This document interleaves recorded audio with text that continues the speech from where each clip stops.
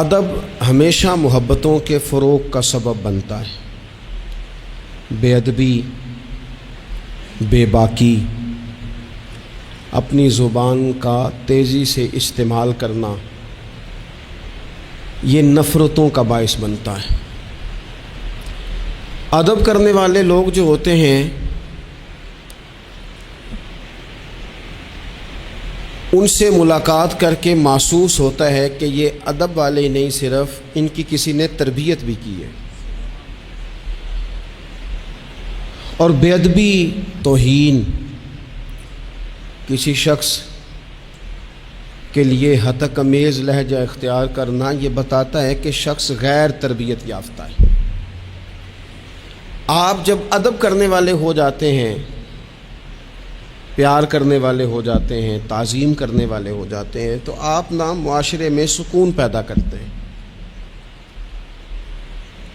Matric کر کے، P T C کر کے کوئی آدمی اسکول میں ٹیچر لگ گئے تھے،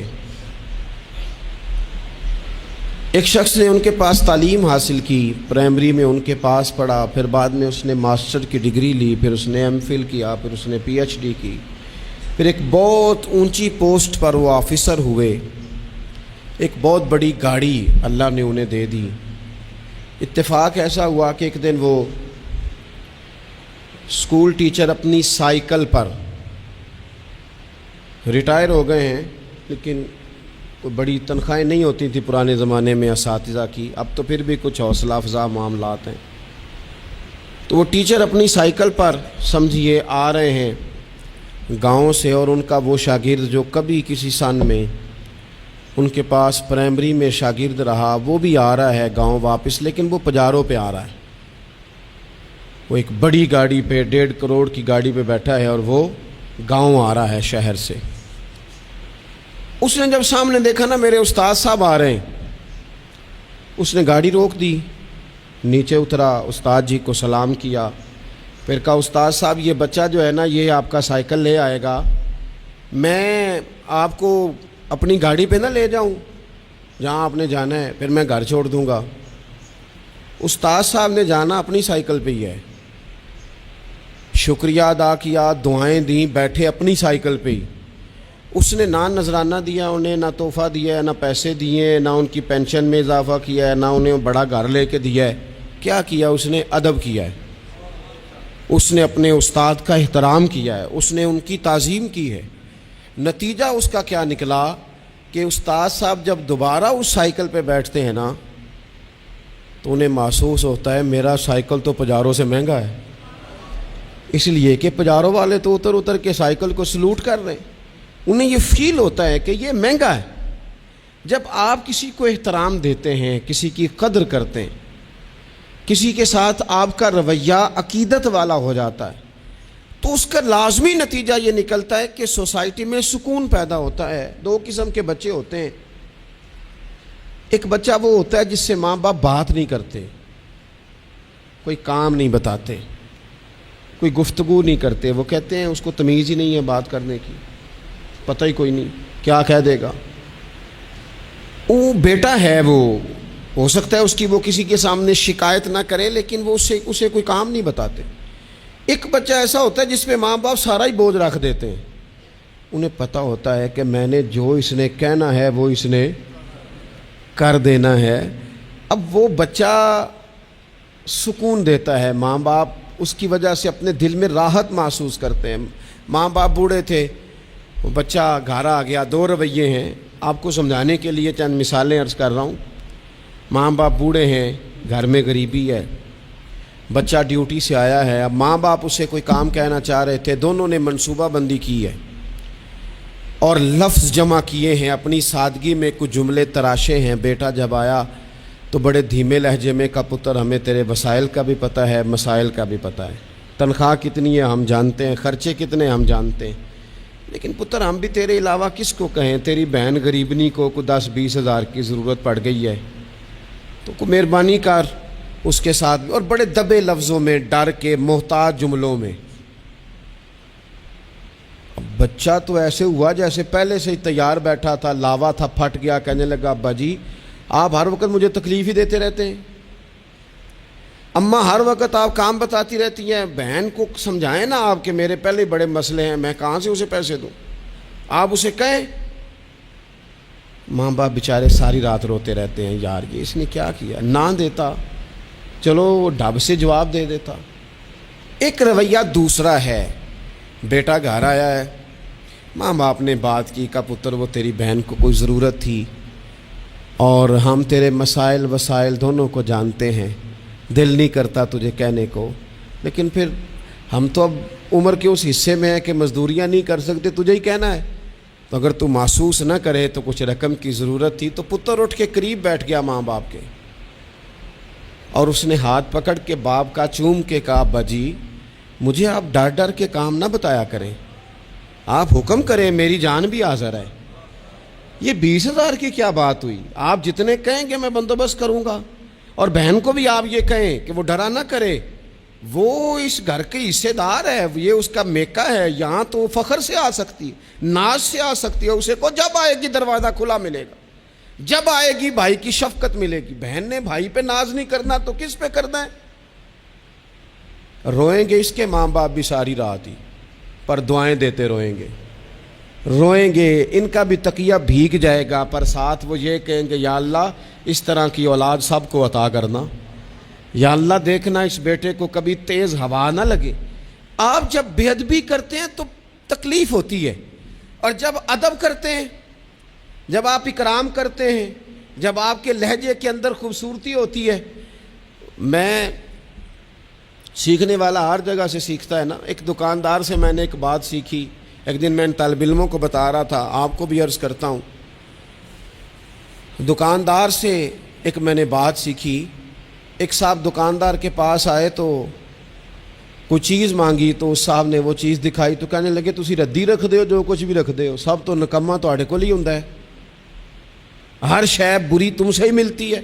اور چہرے کے اثرات بھی اس طرح کے تھے کہ سامنے والا لاڑی پڑے،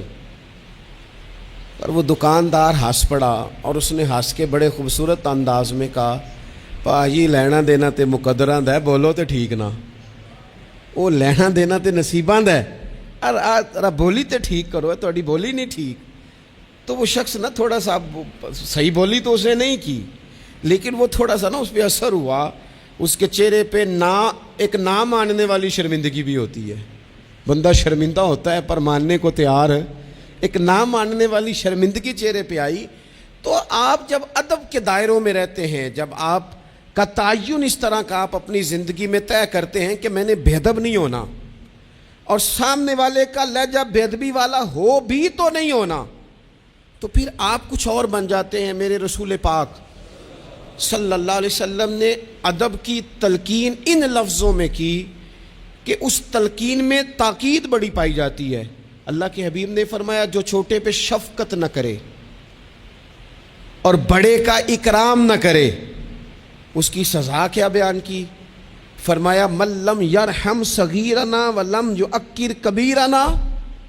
جو رحم نہ کرے ہمارے صغیر پر، اکرام نہ کرے ہمارے کبیر کا، ہمارے بڑے کا، اس کی سزا کیا ہے؟ فرمایا فلیس منا، وہ ہم میں سے ہے ہی نہیں، ہمارے میں سے نہیں ہے۔ وہ اس نے جو ادب کا خاص حسن ہمارے دین نے دیا ہے، جب اس نے فالو ہی نہیں کیا تو پھر وہ ہم میں سے۔ اور ادب سے مراد صرف خوشامد کرنا نہیں ہوتا۔ بعض لوگ سمجھتے ہیں کہ ٹھیک ٹھاک خوشامد کرو تو ادب والے ہیں ہم، اور بعض لوگوں کو خوشامد کا نشہ بھی لگا ہوا ہوتا ہے، تو خوشامد اچھی کریں تو وہ بھی کہتے ہیں بندہ بڑا با ادب ہے۔ میں اکثر کہتا ہوں ہاتھ چومنا بھی ادب نہیں، ادب تو یہ ہے کہ آپ کسی کا جب بھی ذکر کریں خیر کے ساتھ ہی کریں، آپ جب بھی کسی کے بارے میں آپ بات کریں تو آپ کے رویے سے ادب چھلکے، خالی جھک جانا تو یہ تو بھائی مطلب کے لیے بھی بعض اوقات ہو جاتا ہے، اس کی کوئی ضرورت نہیں، کوئی اس کی حاجت نہیں۔ بہت سارے لوگ ایسے ہیں جنہوں نے ہمارے کبھی ہاتھ نہیں چومے، لیکن ہمیں صحیح طرح پتہ ہے کہ جو کہیں وہ مانتے ہیں۔ نیرا ہاتھ کا بوسہ لینا اور نیرا جناب سلوٹ کرنا اور سامنے آنا تو کہنا بلے بلے، اس سے بعض اوقات تکلف پیدا ہوتا ہے، مزاج کے اندر بعض اوقات شدت پیدا ہوتی ہے، اس کی ضرورت نہیں ہوتی۔ ادب ہمیشہ، اور ادب کے بڑے دائرے ہیں۔ اب صحیح بخاری میں حدیث ہے، استادوں کے مقابلے میں مسئلہ نہیں بتانا چاہیے، یہ بھی ادب ہے۔ آتا بھی ہو تو نہیں بتانا، بڑے بیٹھے ہوں تو کسی کو نصیحت نہیں کرنی چاہیے، یہ بھی ادب ہے۔ صوفیاء تو یہاں تک فرماتے ہیں کہ شیخ بیٹھا ہو تو تسبیح نہ چلاؤ، وہ تمہیں نصیحت کر رہا ہے، تم تسبیح چلا رہے ہو، تم اسے بتانا چاہ رہے ہو کہ میں تو نیک آدمی ہوں، تو باتیں کر رہا ہو میں اللہ اللہ کر رہا ہوں۔ ادب کے جو معیار دین نے طے کیے ان کو آپ دیکھیں، اپنے بزرگوں کے سامنے آپ کو مسئلہ آتا بھی ہے تو نہ بتائیں، آپ ادب کا ماحول بنائیں، آپ کی طبیعت ادب والی ہو، ذوق ادب والا ہو، مزاج ادب والا ہو۔ حضرت عبداللہ ابن عمر، یہ صحیح بخاری میں حدیث ہے،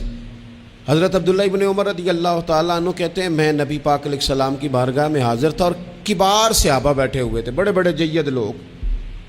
کہتے ہیں بڑے بڑے اکابرین صحابہ بیٹھے تھے، تو حضور نے سوال پوچھا، نبی پاک علیہ السلام نے فرمایا بتاؤ وہ درخت کون سا ہے جس کی مثال مومن کی طرح ہے، جو پھل زیادہ دیتا ہے، محبت زیادہ کرتا ہے، کون ہے جس کی مثال مومن کی طرح ہے؟ حضرت عبداللہ ابن عمر فرماتے ہیں کہ مجھے پتہ تھا کہ کھجور کا درخت ہے، یہ صحیح بخاری ہے۔ او دوستو سننا بھلا میں کیا کہہ رہا ہوں، فرماتے ہیں مجھے پتہ تھا کھجور کا درخت ہے، پر چونکہ ابو بکر صدیق بیٹھے تھے، چونکہ عمر فاروق بیٹھے تھے، چونکہ عثمان غنی بیٹھے تھے، چونکہ مولا علی بیٹھے تھے، چونکہ بڑے بڑے اکابرین بیٹھے تھے اور میں تھا بچہ، فرماتے ہیں جواب آتا بھی تھا تو میں نے اس لیے نہیں دیا کہ میرے باپ بیٹھے ہیں، میرے چچا بیٹھے ہیں، ان کے ہوتے ہوئے صلاح دوں، ان کے ہوتے ہوئے میں بات کروں؟ فرماتے ہیں میں نے بتایا نہیں، لیکن جب کسی نے نہ بتایا تو حضور نے خود فرمایا وہ کھجور کا درخت ہے، فرماتے ہیں میرے دل میں خیال آ گیا کہ میرے ذہن میں جو جواب تھا بالکل ٹھیک تھا، دیا کیوں نہیں، بتایا کیوں نہیں؟ جواب آتا تھا پھر بھی نہیں بتایا، اس لیے کہ بڑوں کا ادب قائم رہے، بڑوں کا مزاج قائم رہے۔ لیکن یہاں تو بھائی استادوں کے ہاتھ سے 1 منٹ میں نکل جاتا ہے سارا کچھ، شاگرد کہتا ہے میں بتاتا ہوں نا استاد جی تو گوگل چلاتے نہیں، اور میں تو گوگل کا مفتی ہوں پورا، میں نے تو مسئلہ نکال بھی لیا ہے، میں ابھی میں نکال کے دیتا ہوں۔ یہاں تو عبارتیں ٹھیک کرا رہے ہوتے ہیں طلباء اپنے اساتذہ کی، یہاں تو مرید کہہ رہے ہوتے ہیں کہ آپ مجھ سے رائے لیں، میں آپ کو بتاتا ہوں کہ پیری مریدی صحیح کیسے چلتی ہے، میں بتاتا ہوں۔ آپ اپنی زندگی میں جب آداب لے آئیں گے، جب ادب لے آئیں، اور شدید ایمرجنسی بھی ہوتی تھی نا تو صحابہ ادب نہیں بھولتے تھے، بعض اوقات ایمرجنسی میں ادب نہیں ہوتا، مطلب یہاں خدا نہ خواستہ میرے کپڑوں کو پیچھے آگ لگ جائے تو آپ کیا کہیں گے، پیر طریقت، راہبر شریعت، فلانا صاحب فلانا، جب تک سارے کپڑے جل جائیں۔ اگر ایمرجنسی ہو جائے نا، کپڑوں کو آگ لگ جائے تو کہا جاتا ہے جناب آگ لگ گئی آپ کے کپڑوں کو، ہو سکتا ہے نام لے کے کوئی پکارے، مولانا صاحب وہ دیکھیں آگ ہے، اتنے لمبے لقب نہیں ہوتے، لیکن صحابہ ایمرجنسی میں بھی حضور کا ادب کرتے۔